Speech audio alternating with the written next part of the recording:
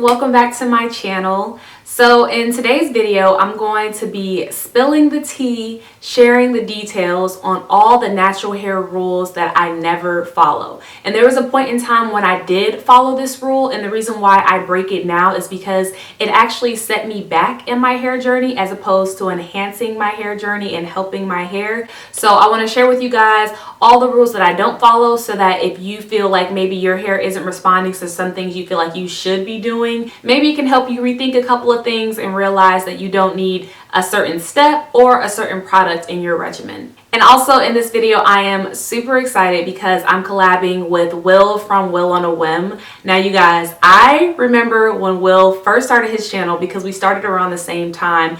And I remember when we would watch each other's videos and comment on each other's channels and just like encourage each other. And it's just amazing to see like how we both have cultivated communities and really like kind of thrived in our area of expertise. So I'm super proud of him. I'm super excited to share him with you guys, and he is hilarious. Like literally, sometimes I watch his videos, like I won't even be concerned about the product that he's talking about or like the hair technique that he's doing. I just want to hear his personality and laugh because he is that funny. So if you guys don't know about Will yet, go ahead and check his channel out. I'm going to leave his link down below, and then I'm also going to let him introduce himself to you guys.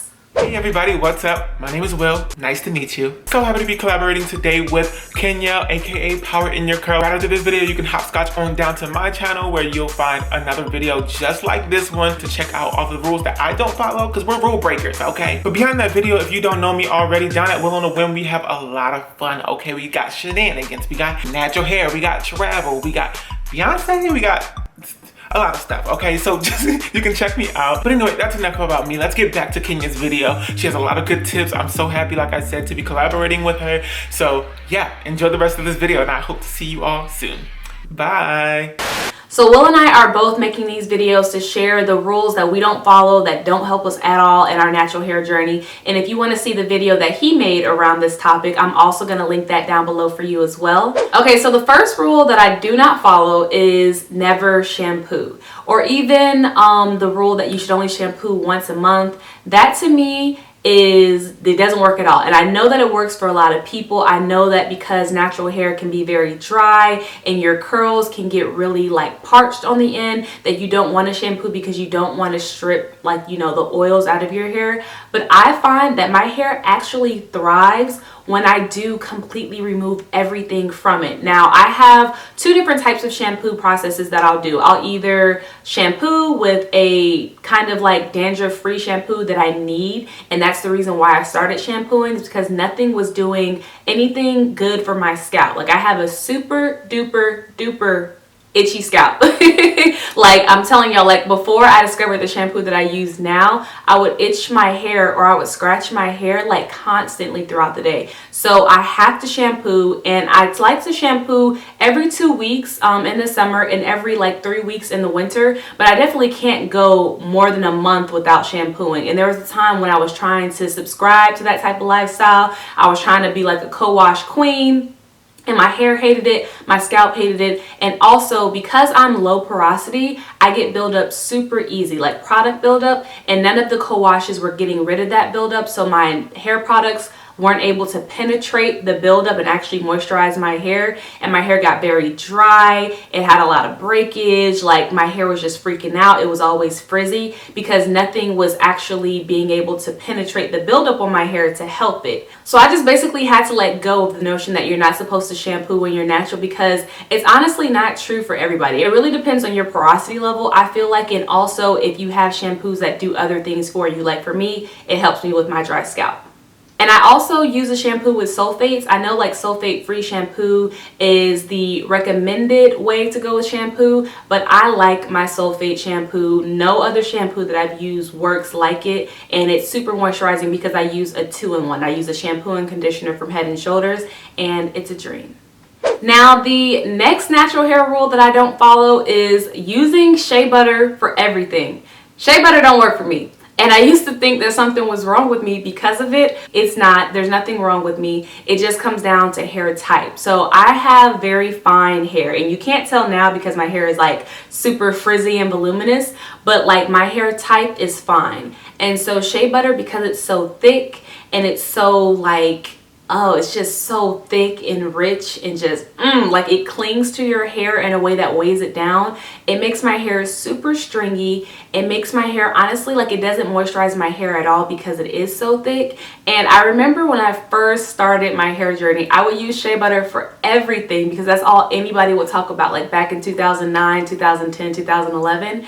And my hair would look horrible. Like I did mini twists with only shea butter. They look like little worms coming out of my head. So I don't know when I finally realized that shea butter was just not working for me. I think I just started trying.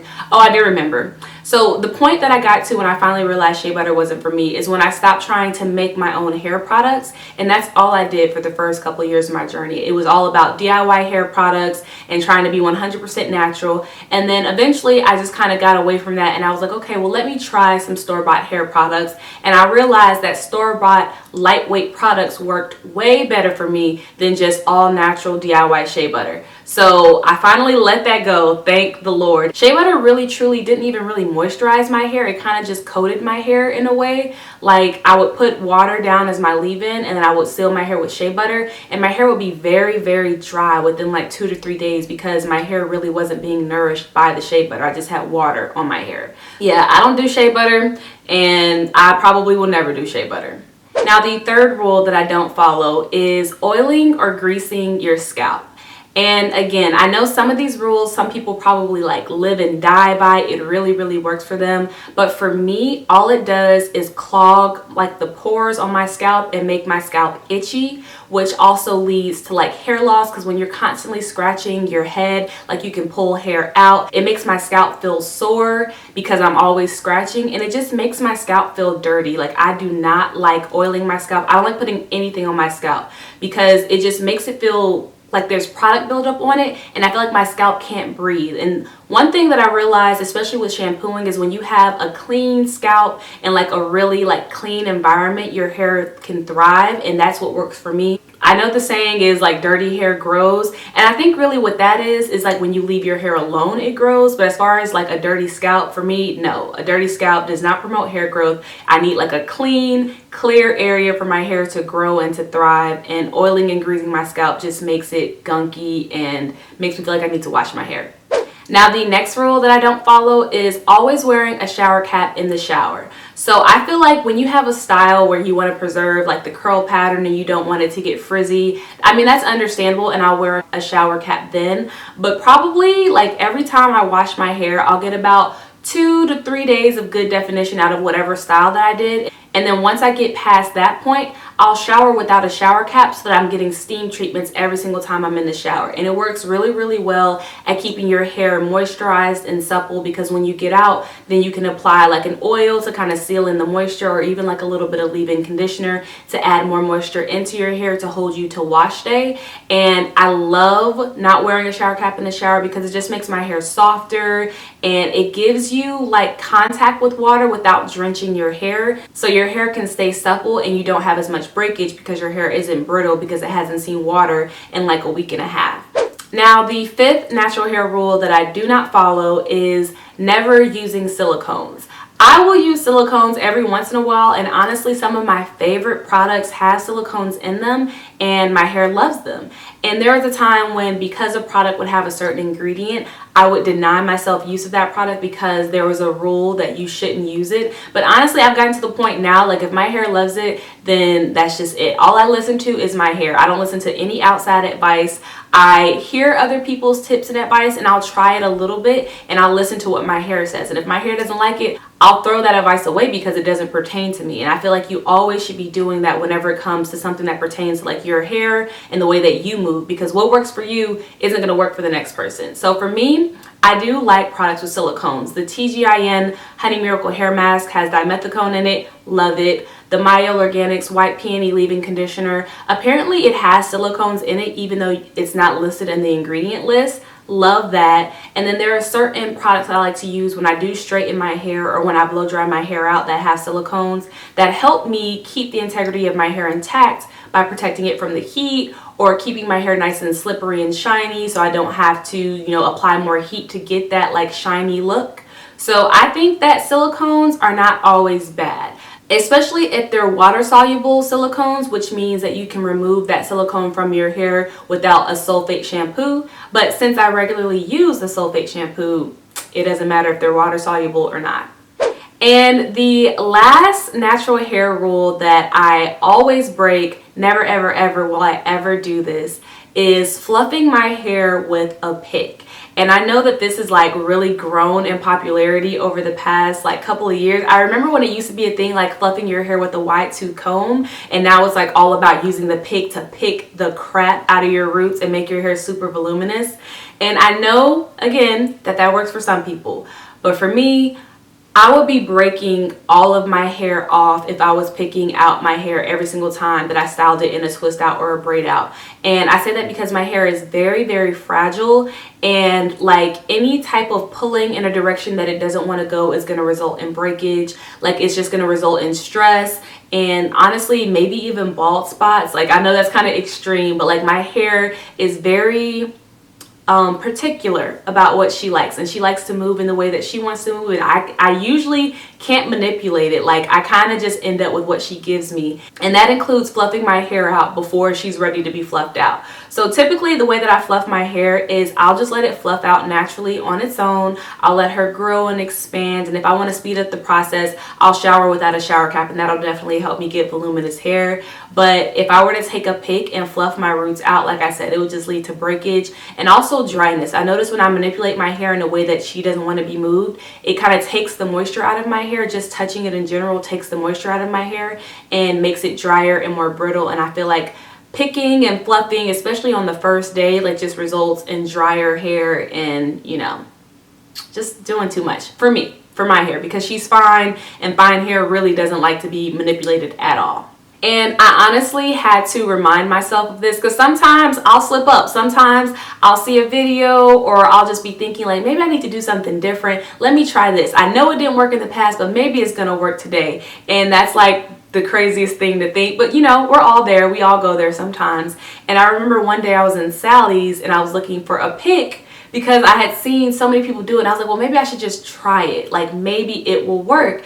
And I went to go get the pick and I was about to buy it, and my husband was like, what are you doing? And I was like, I'm just gonna try it and see if it works. And he was like, no, you know that's not gonna work for you. You know your hair. I had to remind myself of who I was and what works for me, and not get so caught up in the hype of what everybody else does. And I feel like when it comes to being natural, like we really do have to do that. Sometimes you have to take a step back from all the hype, all the products that are going crazy, all the techniques that everybody swears by, and really just figure out like what works for you and then just stick to that. I just made 8 years natural this week, and for the past like 4 to 5 years, I really had just been focusing on what works for my hair no matter what the rule may be, and my hair has been flourishing ever since I made the decision just to listen to my hair and nobody else. So don't feel like you have to conform or to listen to all the rules in the natural hair community. Just do what works for you.